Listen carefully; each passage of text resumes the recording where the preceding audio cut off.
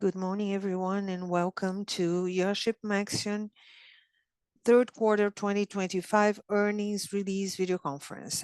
I'm Rodrigo Caraça, Senior Investor Relations Manager, and I'll be conducting today's video conference.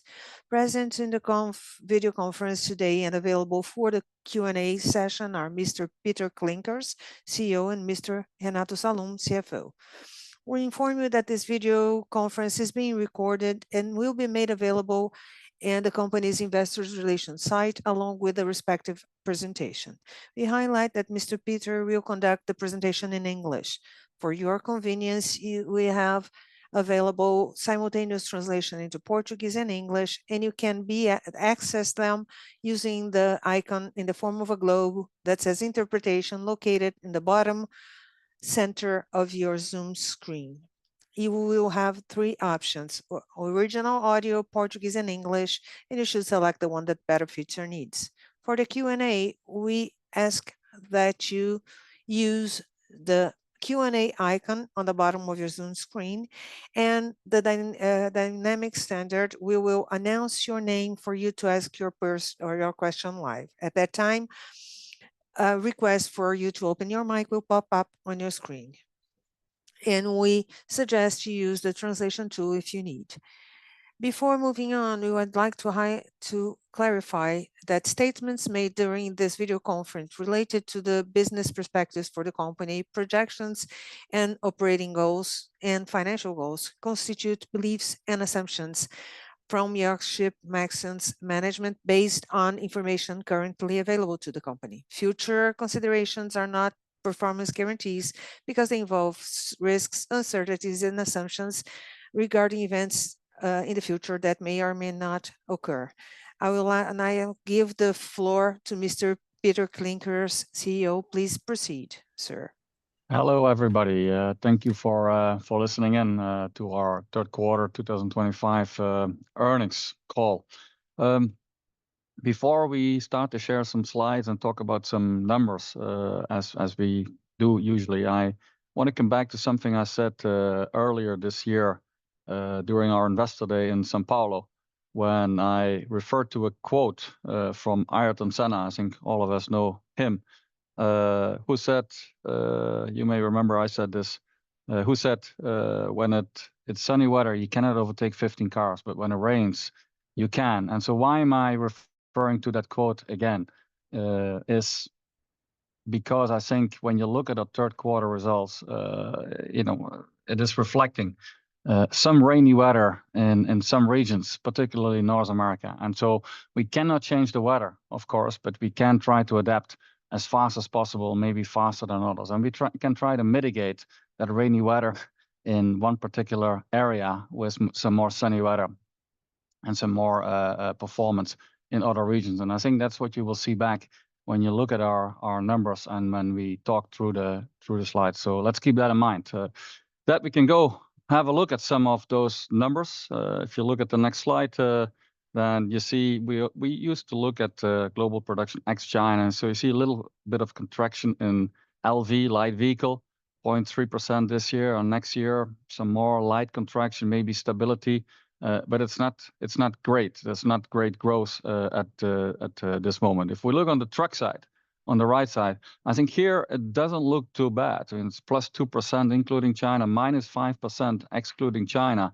But if you look, and we will talk about it more during this call, if we look particularly at North America, which is a very important market for us, especially when we talk about components, not so much when we talk about wheels, but for components, it's very important, that segment. And especially the heavy truck segment is very important. You got class 4, 5, 6, 7, 8, and most of our business, when we talk components in North America, is actually in class 7, and by far the most is in class 8. And so the higher up the classes, the more contraction we've been seeing already in quarter 2, but quarter 3 was particularly down in that area, in that segment. And we will talk about it a little bit more during the call. If we look on what it does to our net revenue, this market situation, you can see our revenue in the third quarter mounted up to 3.8 billion reais, which is slightly down, 4.5% down to the same period in last year, 2024. And so there is another slide where I will talk a little bit more in detail about it, but I can guarantee you that if we would have had only half the drop of what we have seen in North America truck, that number would have been up instead of down. And so this has been impacting our overall net revenue meaningfully. Our gross profit, I would say, given that situation in North America, truck very healthy, remained at about 12%, 12.1% in the third quarter of 25, and we're actually pretty happy with that number. Our EBITDA amounted to 390 million reais in the third quarter, and that represents a margin of 10.3%, excluding restructuring costs, which amount to approximately 32 million reais. Our net income was 35 million, and with all of that, our leverage ended up at 2.55 times, a little bit higher than we wanted, but still a little bit lower than in the same period 1 year ago.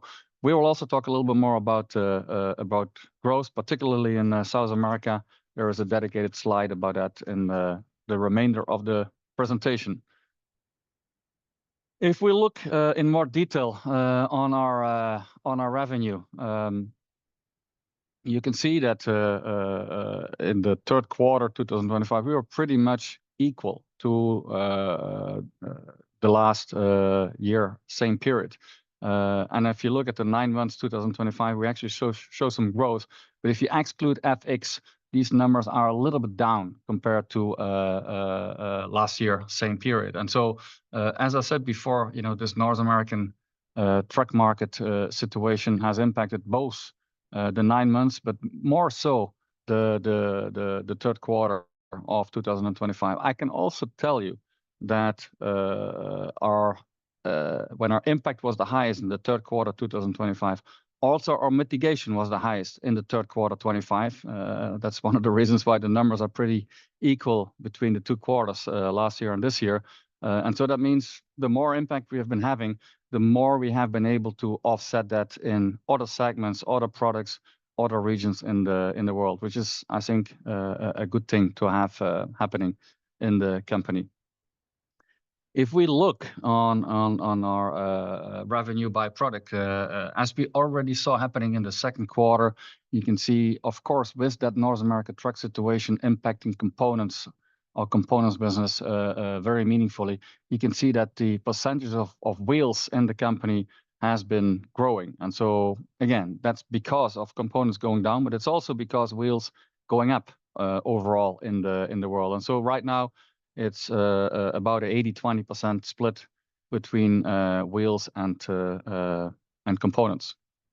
If you go to the next slide, you see that also in our revenue by customer. Clearly, see Traton. Traton is a global customer for us for wheels and for components, but we have a big business in components with Traton. That's their international brand in the US, and you see that revenue going down year over year, same quarter. Same for Daimler. Of course, again, this is a global business and we do a lot of wheels with them around the world. We do business with them for components in South America, but just the impact of North America truck makes that bar go down in 2025 meaningfully versus 2024. The good thing is, again, that some of the other bars are going up. And so if you look at customers like Ford, or you look at Toyota, or you look at Volkswagen, we are actually gaining quarter over quarter. And so that means in total, the impact of the North American truck market is there, but it's not as big as it would be if we would not have been winning in other segments with other customers in other regions. If we look more in detail in other regions, I think South America, clearly, I would say we are continuing. You've been seeing that already in the first and the second quarter. We're doing it again in the third quarter. We are outperforming the market. The market quarter over quarter was pretty flat from a light vehicle point of view, and it was pretty down, even though it's only 4,000 trucks, but pretty much down on the commercial vehicle side, quarter over quarter, year over year. And contrary to that, I think Maxion clearly up in light vehicles. in a flat market and not as much down at all in the commercial vehicle sector. So overall, our revenue is up in the first 9 months of the year, meaningfully 6-7%. And even in that third quarter, it's still up by 2.6% versus the same quarter last year. On the other hand, if we look at North America, we see this is where the big drop is, and not so much in light vehicles, but specifically in commercial vehicles. And you look at some of the market numbers and they say it's -5%, or maybe when you look at North America, it's -25%. But in the segment where we operate, Class 7, mostly Class 8, we've recently seen some public announcements from big customers. I talked about Tretton. They were announcing their sales were down in the third quarter at about 64%. Daimler Truck said their sales were down close to 40%. We think their production may be a little bit more down than what their sales were down, because already in the second quarter they were down. So they've been slowing down production even more than their sales has been slowing down in order to build down some inventory. So overall, our numbers reflect very much what is happening in the market of heavy trucks in North America. And so here's where we see the big drop in our revenue quarter over quarter, and with that third quarter also for the 9 months in 2025. If we go to EMEA, this used to be Europe, and now we call it EMEA. The only difference is the South African plant, which is, I believe, our smallest light vehicle aluminum plant. But of course, the comparison between the 2 quarters and the 9 months compared to last year, that's apples to apples. It's the same perimeter. But I would say I'm happy to say that we have a strong performance, stronger than the market performance, and that's true for both light vehicles and in commercial vehicles. And it's true not only for revenue, but I can tell it's also true when you look at units. And so that does support our overall global results. Now, the units is clear. We're gaining share because the market in light vehicles is pretty flat. Our numbers are up. Our units are up in light vehicles.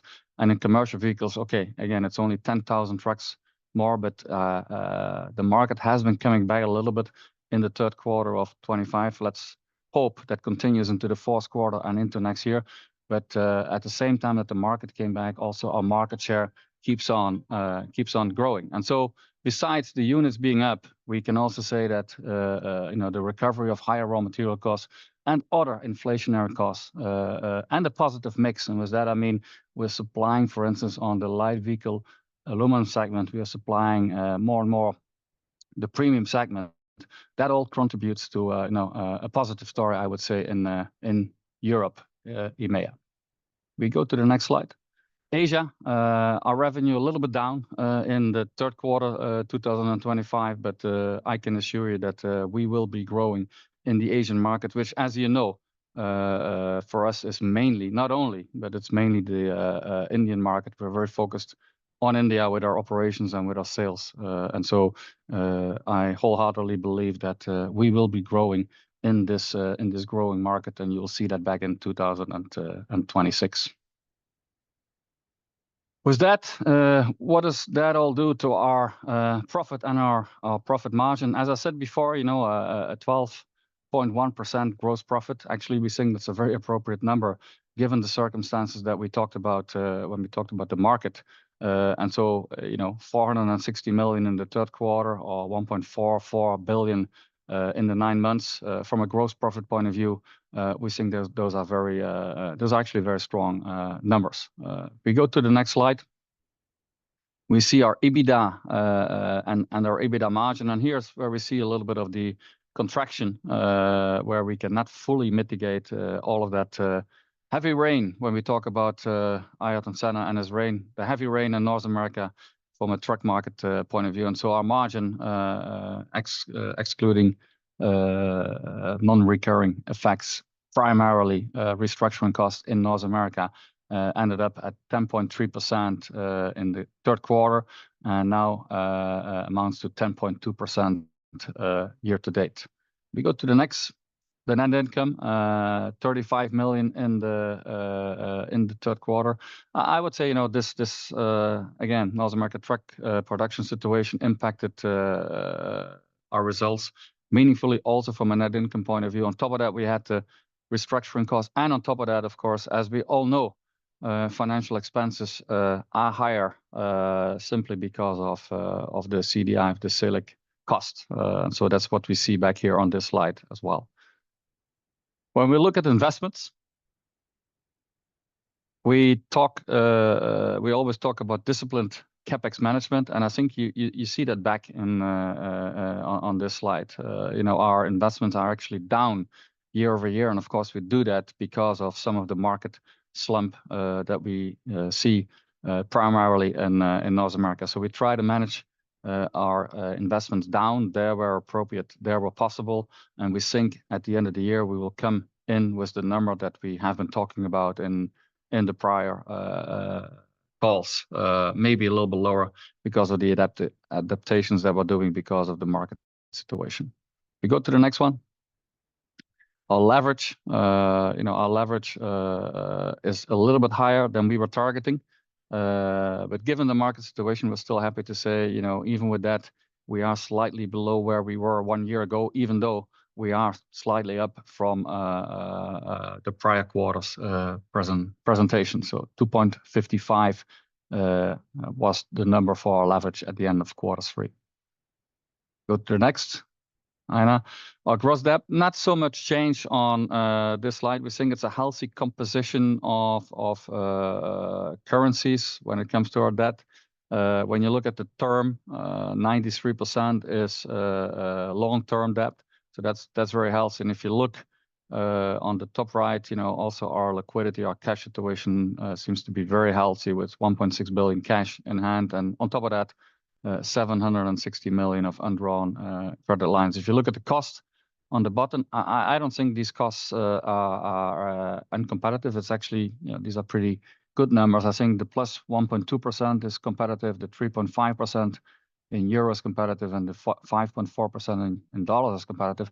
It's the CDI that is not competitive, but we all know about that situation. We go to the next one.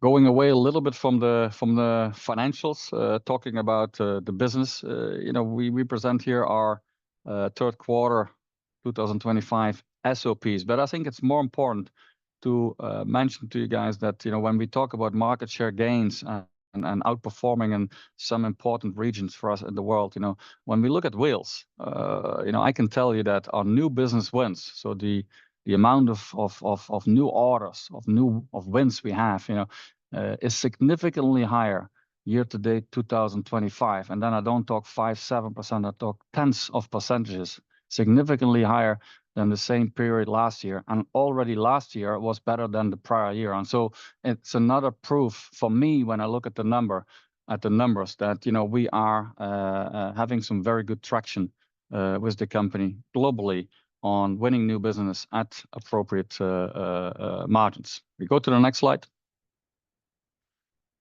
If you win share, especially when you win share in a growing market, and a good example of that is the South American light vehicle aluminum wheel market.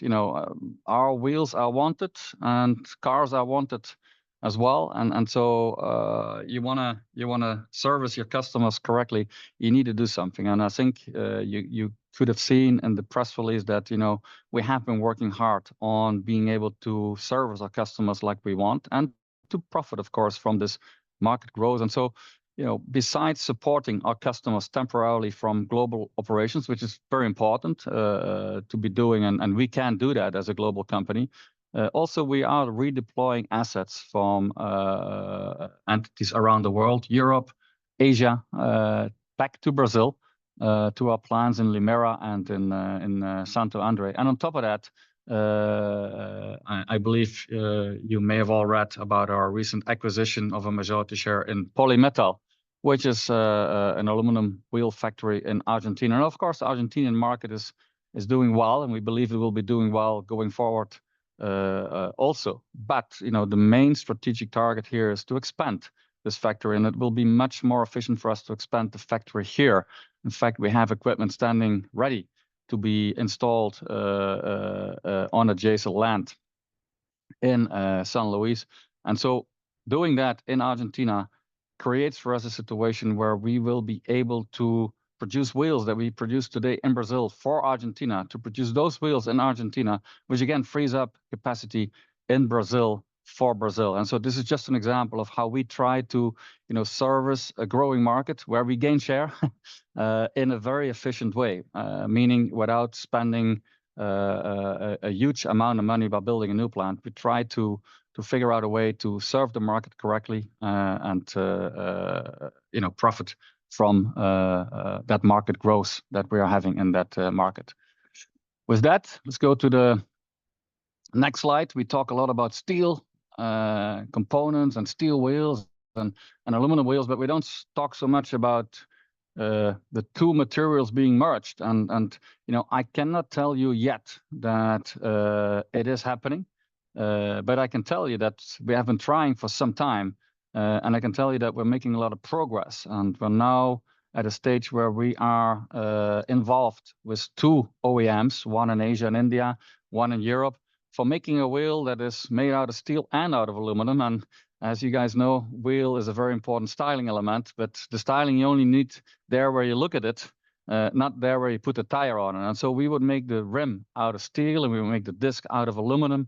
And with that, we save costs on the steel part and we guarantee the styling on the aluminum part. Not easy, but I think if anybody will be able in the world to make it happen, to pull it off, it will be Maxion, because we are kind of the only one that is producing both steel wheels and aluminum wheels. And in many instances, by the way, we produce it at the same location or in the same region. And so, this would be a true strategic advantage for our company if we will be able to make that happen. Again, I can't guarantee it yet. We're working at it with our customers, but I hope we will be able to talk about it a little bit more in one of the following earnings calls. With that, I think let's go to the last slide, wrap it up. I think, it's not what we wanted, the market that we see in North America, and it's impacting us. But we believe that is a temporary situation, and we believe we will be very strong when that market comes back. I'm not saying if that market comes back, I say when it comes back. And I think in the meantime, we're doing a good job on managing through that situation locally and mitigating that situation with our results in the rest of the world. And so that makes us, I believe, a resilient company. We continue to deliver appropriate productivity. We continue to be disciplined in our costs, and we continue to be disciplined in our pricing management. I can guarantee you that. So from a growth point of view, I've given some examples on how we try to grow and what we're doing with new business wins. It's really a good story.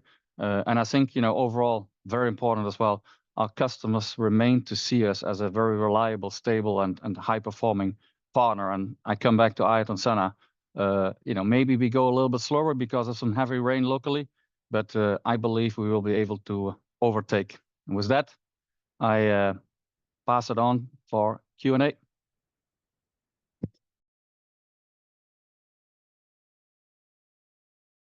Now we are going to start our question and answer session. We would kindly ask you to ask all your questions at once and wait for the answers from the company. Reminding you that to ask your questions, we ask you to use the Q&A icon, and your names will be announced so you can ask your questions live. At that time, a request for you to open your mic will pop up. And our first question is from Gabriel Tinen from Santander. Gabriel, you can go ahead.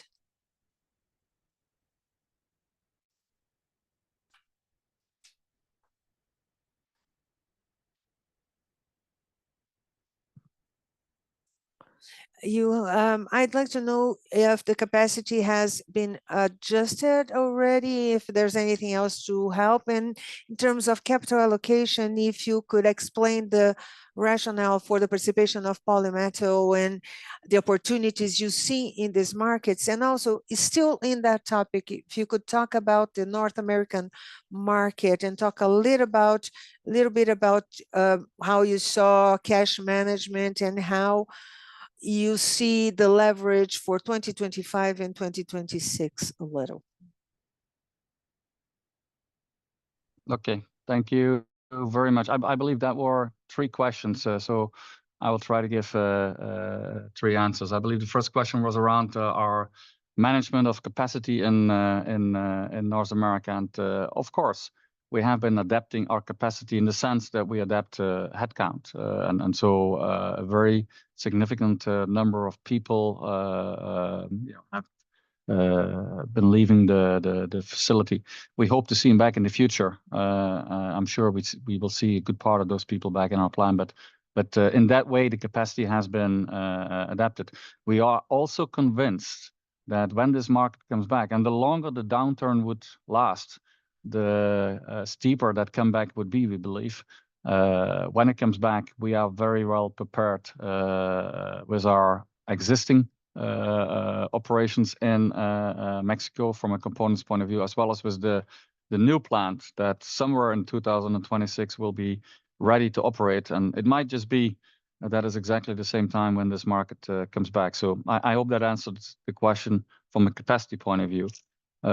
The other question, the second question was, I think, around the rationale on Polymetal in Argentina. And as I said, the light vehicle market in Mercosur, particularly in Brazil, is doing well, and we are doing well in that market. And so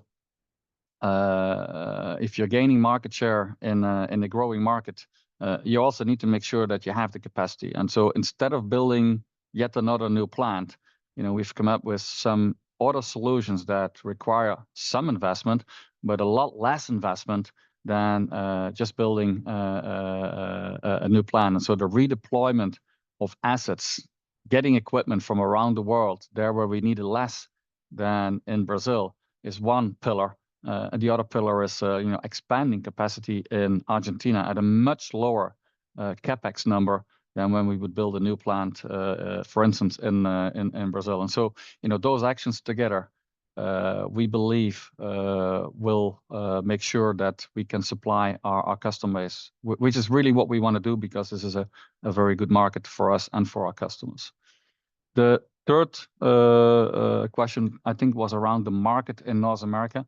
And so I think it's impossible to say what will happen to this market on the short term. I think most industry analysts would agree with me when we say this market will come back.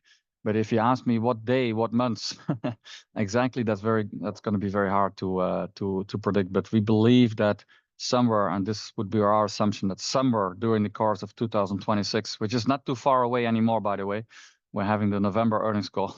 Somewhere during the course of 2026, this market will turn, and then we should be ready to supply this market with a steep increase, which is our assumption.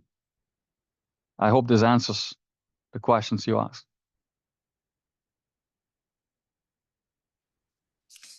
Yes, it did. Thank you, Peter.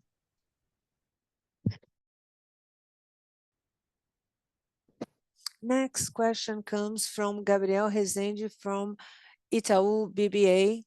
Gabriel, you can proceed.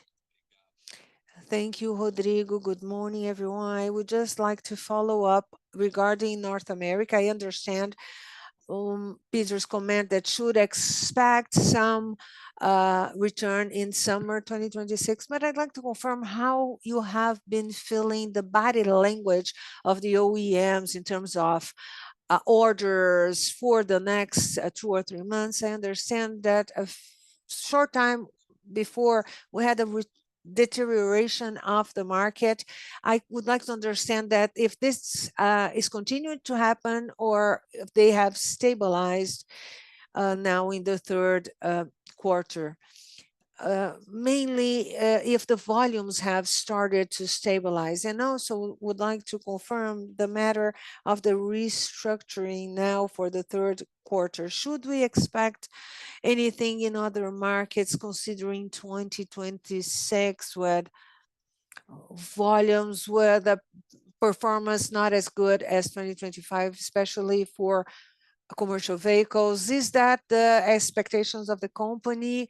Do you expect any impact on other geographies also?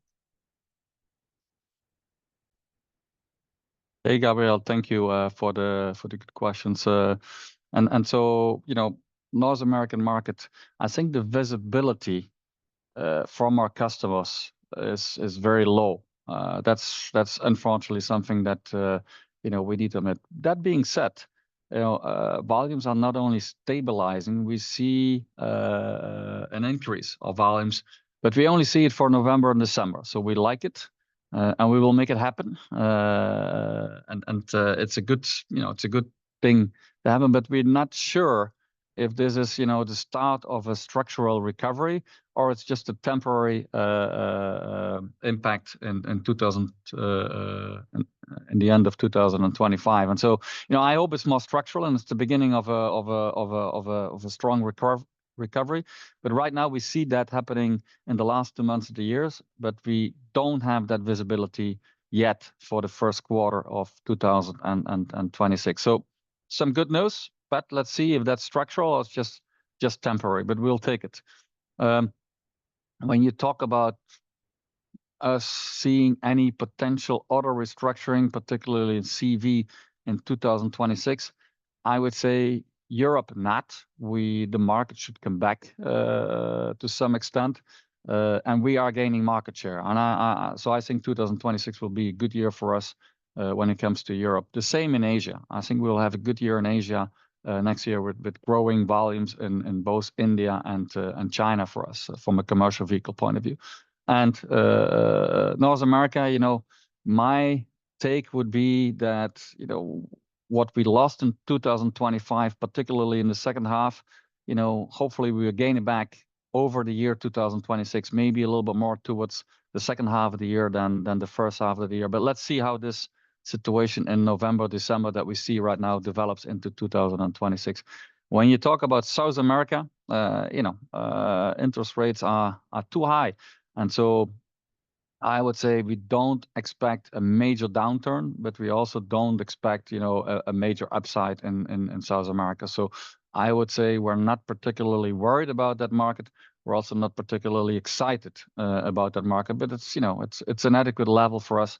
We don't believe we need to do a lot of restructuring, if any, as we see it right now. Does that answer your question? Yes, Peter, thank you very much. Have a good day. You too.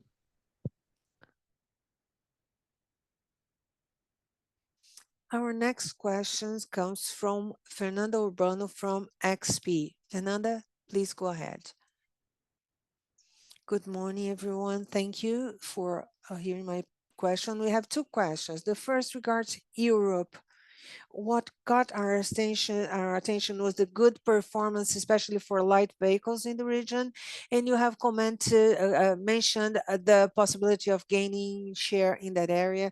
If you could give us a current view of the competitive scenario in that area, and if you expect any growth in the region higher than the consolidated one for the company. And the other regards supply chain. We have heard many news in the media regarding semiconductors. Some OEMs have mentioned possible stopping production, but it seems that in Brazil it is under control with the guarantees from Chinese suppliers. And I'd like to know if that has impacted you and if you see any risks in the supply chain, talking about automotive production globally for 2026.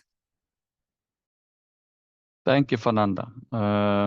So let's start with the European market. I think, from a market point of view, I believe next next year there will not be a lot of growth. I don't know if it's going to be 1 or 2% contraction or 1 or 2% growth, but I think it's pretty flat, which is not a disaster. But I think we need to do something more if we want to grow. And our plan is to continue to grow in Europe, both from an LV point of view as well as from a CV point of view. I think CV actually the market is destined to grow back a little bit next year. So that would be a combination of market growth and market share growth, which is well, we would be looking forward to that. And it's our target, it's our assumption that this is going to happen next year. When we talk about market share growth, in our business, if you win something or also if you lose something, you don't lose it. If you won it, you don't lose it the next year.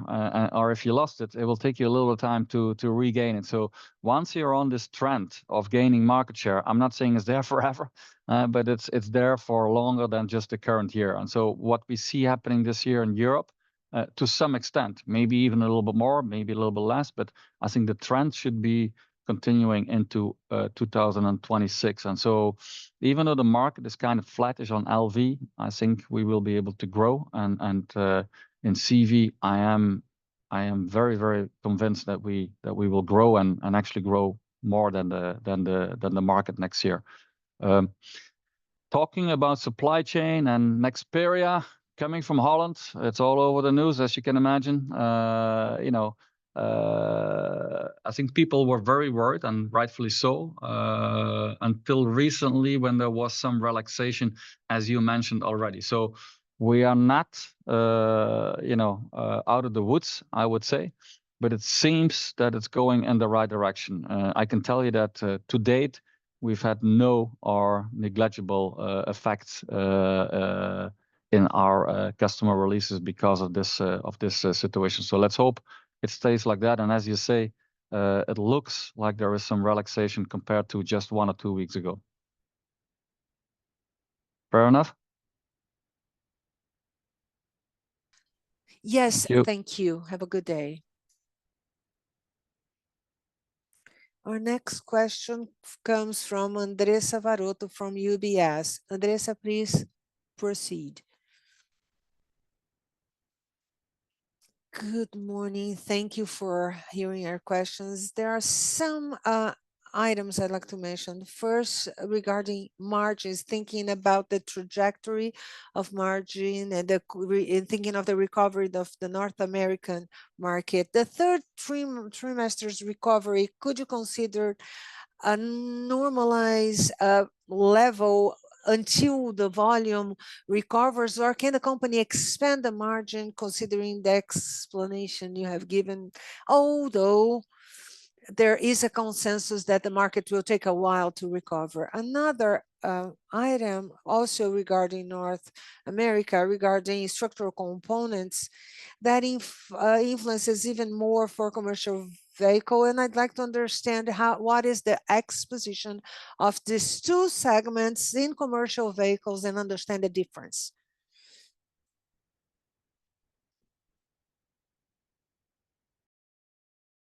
Thank you. I've noted 3 questions for myself here. So first of all, talking about margin and maybe normalized margin. So let me put it like this. If the North American truck market would have been similar this third quarter than what it was in the third quarter of 2024, I think our margin would have been a solid 11%. Okay, so when that market comes back, that would be my minimum expectation to be reached. And as you know, every year, all other things equal, we will be targeting some volume increase, so some top line increase, and also some bottom line increase. And so that was our target, and that will remain our target. And I feel confident we can make that happen next year based on how I see things today.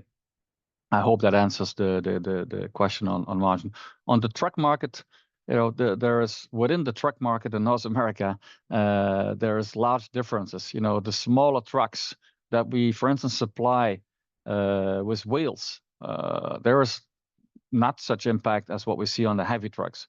And the heavier the truck gets, the more impact we see. And so I said, Traton and Daimler on their heavy trucks, the Class 8 trucks, the biggest trucks, they really see big drops, 40%, 60%. And, that is what we are seeing as well for the products that we supply to that segment, but not for the smaller trucks. The class 4, 5, 6 actually is pretty stable. And you see that back in the wheels numbers in our company, because that's the segment that we supply from a wheels point of view. And those numbers are actually slightly up in our company. So it's a big difference within the North American truck segment between smaller trucks, medium trucks on the one hand, and heavy trucks on the other hand.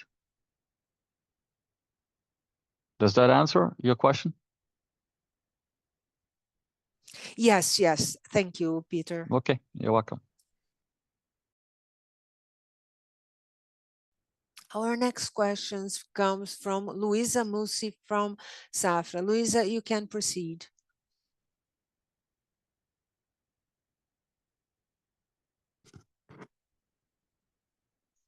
Good morning, everyone.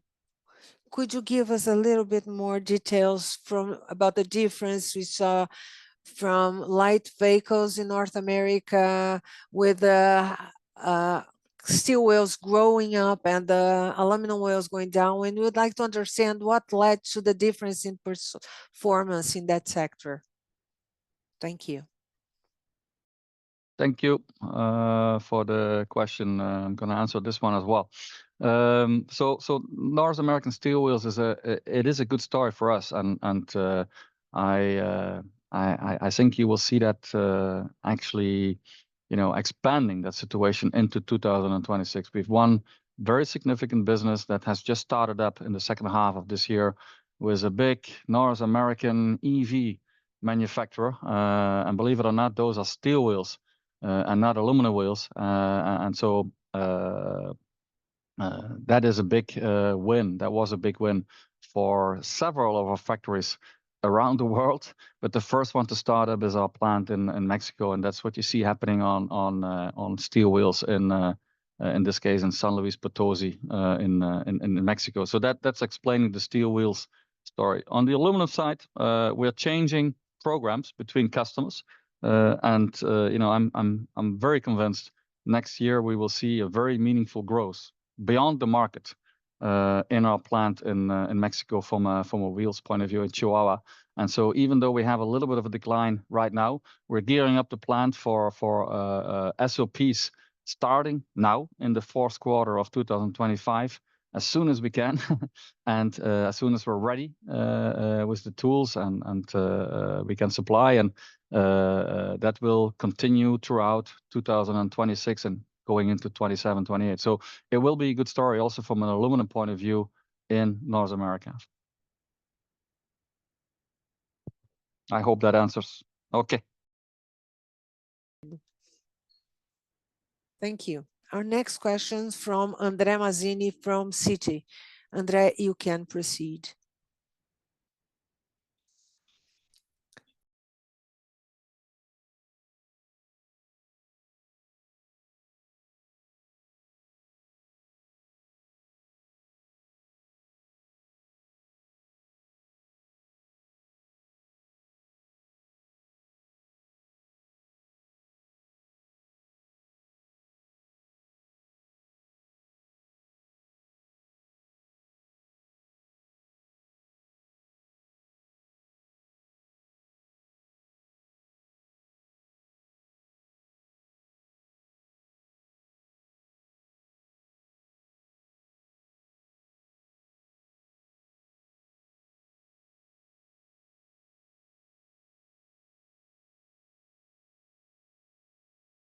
Thank you, Andre. So the Novelis fire, of course, we've all notified that, and even though we see a little bit of impact, so it's not that we don't have impact, we see some impact, but it's more than compensated by the good news that I just talked about in the prior question from Louisa. So I think we see some impact, but we have more good news than bad news, and so bottom line, it's still a growth story for us. When you talk about tariffs, it's still the same mantra as we have been saying the last couple of calls. And so, yes, there is indirect impacts that we see. For instance, North America truck it's related to tariffs, we believe, but we don't foresee major direct impacts for our production in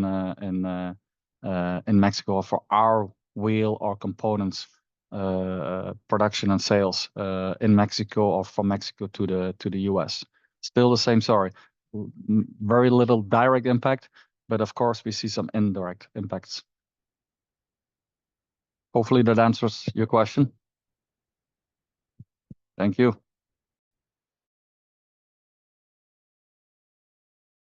With that, we are closing the question and answer session, and we would like to give the floor to Mr. Peter Quincas for his final considerations.